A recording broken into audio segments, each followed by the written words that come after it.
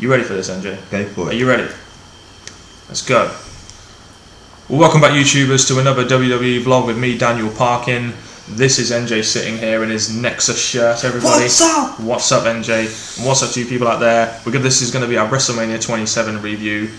Firstly, before you watch this video, before we start this video, make sure you subscribe up above, of course, like the video if you like what we're talking about, and comment down below your thoughts on WrestleMania 27. Also, don't forget to hook us up on Skype. We love talking to you guys about wrestling and WrestleMania and other such events. Catch me on Skype at daniel.parkin01 and NJ at NJ1988. And also, don't forget to add us on Twitter as well. Follow us on Twitter, where we're very active with WrestleMania and WWE tweets. My Twitter is Daniel_Parkin and NJ's is NJ17. And that is it for the plugs. Let's get into this review straight away. NJ, just your initial thoughts on WrestleMania as on the whole as a pay-per-view. Well, it had its good points, like every event does. Majority of it was not so good. See, throughout this pay-per-view, I generally wasn't impressed, and it kind of started off with the first bit of news I received about the rest of the pay-per-view itself, and that was the fact that they made the Sheamus and Daniel Bryan match, which I thought could have been a very good way to open the pay-per-view. They made it a dark match. I was just so disappointed with that match. Well, with Sheamus breaking out of his King of the Ring thing, I think it would have been good to see him dominate in an actual match that is viewed on TV. But apparently, according to sources, the match lasted a couple of minutes, and then the people on the lumberjacks on the outside started fighting, and then Teddy Long ordered a battle royal match, which Khali went on and won. So yeah, they buried Sheamus and Daniel Bryan from the Great Khali. So you know. I just can't believe they've done that. I'm just, that was my first head bang moment of the night. They're burying the US title. That's it. But anyway, we'll look past that because it is the dark match. What did we open up with, NJ? We opened up with Edge versus Alberto Del Rio. What about? No. We opened up with Rock. Oh yeah, the Rock promo. Come on, we opened up with Rock coming out doing his promo. It went on way too long in my opinion, but you know he did do well to hype up the crowd. I'll give him that, but it just went on for me a tiny bit too long. And throughout this, I was thinking to myself, could they have not fitted the Daniel Bryan Sheamus match in there at some point with this talking? But you know, I guess it did its job. It did it. Would you agree? Yeah, I think the crowd loved to see the Rock open up, and he did get the crowd chanting a lot throughout it. So yeah, he did his job, but a bit long. Great job for the Rock there, but I don't understand why WWE made this match the opening match. Alberto Del Rio versus Edge for the World Heavyweight Championship. Why do you make one of your world straps the opening match? I don't really understand that at all. Well, when it happened, I thought at first I did think, what the hell? But at the same time, thinking a match to get the crowd alive. They wrestler with Edge, who fans love. Alberto, who people are starting to like in the match. So. But it's one of your main title straps. I don't see why they're putting it as the first match. That's just my gripe. I mean, the match itself, I didn't even think really lived up to its hype. No. And I don't think the right guy won either. I predicted Alberto Del Rio to win after his huge push, and now they've just so de-pushed him to a point where he's just going to go back to mid-card obscurity, like Sheamus, Wade Barrett, and people like that. Well, two things about the match. I wanted to quickly say, Brodus Clay and Christian both. Yeah, Christian fought against Brodus Clay, but he didn't really. Neither of them did really much in the match. I expected Christian to get involved at least at some point. Maybe more involvement from Christian, but it didn't actually happen. Alberto spent most of his time attacking Edge's arm, the injured arm of Edge, and Edge ended up winning with the spear.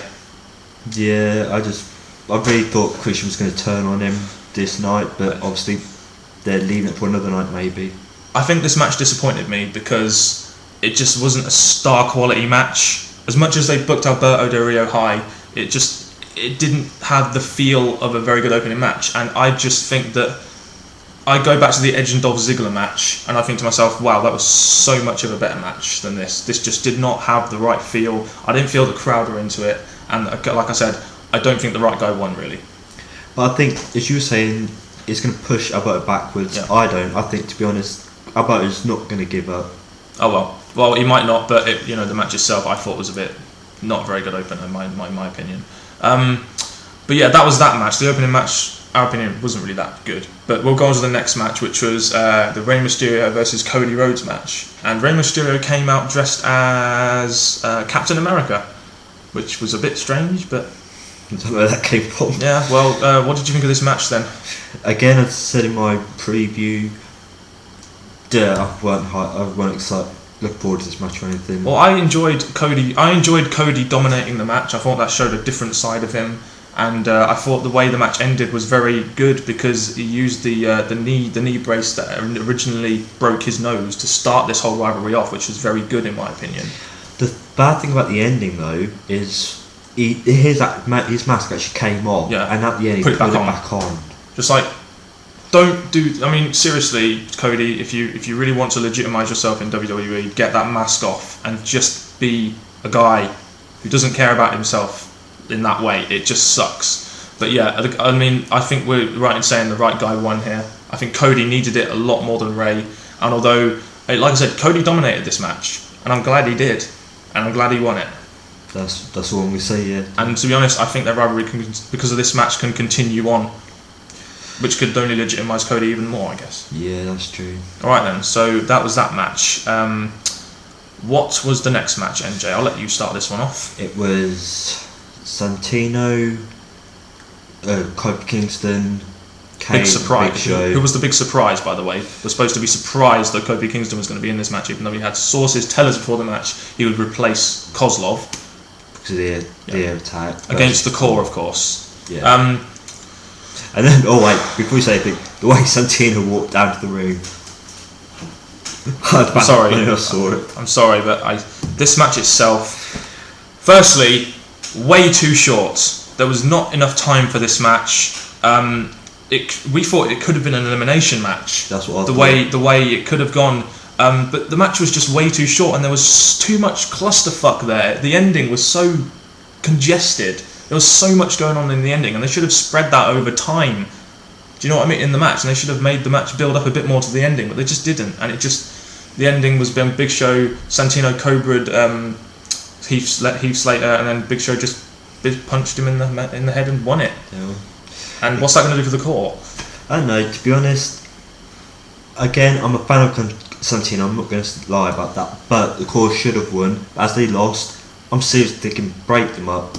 Everyone go the individual way, apart from Heath Slater, Justin Gabriel to go off and beat. Well, to be honest, now they've done that to the Core after all this build-up, they might as well just break them up because they've made them look so weak, and it just, the match really did suck, and I just couldn't get it. I just could not get into it. There wasn't enough time for me to get into the match. A big disappointment in my opinion. I really wanted the Core to win that match, but they didn't. So there you go. Next moment we had was a little moment between two past legends in WWE. Remember this moment? Austin and The Rock. Austin and The Rock having their little moment and saying, good to see you. Good to see you, Rock. Good to see you, Stone Cold. What? I mean, that was a great moment, seeing them two shake hands and seemingly bury the hatchet in a way, but I suppose with them both being out of wrestling now, it's kind of the right thing to do. It was good to see them together, though. That's true. A shame it's not in a wrestling ring. But anyway, the next match we had was a well-anticipated match for me personally, and I think NJ was as well, because it was Orton versus CM Punk. Again, this match, I was looking forward to it, because obviously it's got Orton versus someone who was becoming more a single wrestler again, which was good. Yeah. Because we didn't see any members of Nexus. Of course, Nexus here. Nexus wannabe member NJ. Yeah, that's me. But I mean, overall, this match wasn't that bad. I think they allowed it to go on for as long as it should have gone on for. They made Orton seem very weak in the match because they had Punk on top, obviously because of his injury. That is realistic. There's not much else you can say about that apart from it. It was a very good technical match, and I think that CM Punk played to the crowd very well in his heel gimmick. The only thing I'll say is, after taking out all of Nexus, I really think Punk should have got the upper hand. Thought, I don't need Nexus, I can still defeat you. Yeah. But what are they going to do now? Punk, Orton's win. What are they going to do now? I know. I really wanted Punk to win this one, but the ending was quite good in my opinion. You had Punk, who was on top at the time. You had him jump off the top rope, and of course Randy Orton doing his patented RKO out of nowhere, which we would call it now. At least he didn't punt him. At least he didn't punt him. Yeah. He fell over on his knee before he could actually punt him, didn't he? But it was a great ending to a match. I think the match itself was okay. I did think it was one of the better matches of the night. It was a good match, very good. I enjoyed it, but at the same time, I still think the wrong person won. And I think Punk definitely needed the win a lot more because he needed to legitimise himself without Nexus. That's very. But maybe we'll see that in the future. I was a bit surprised Nexus didn't probably interfere, or someone like Skip Sheffield didn't come down, but which is a shame. It looked like Nexus is dead, but yeah. Shame. But anyway, the Nexus is dead now.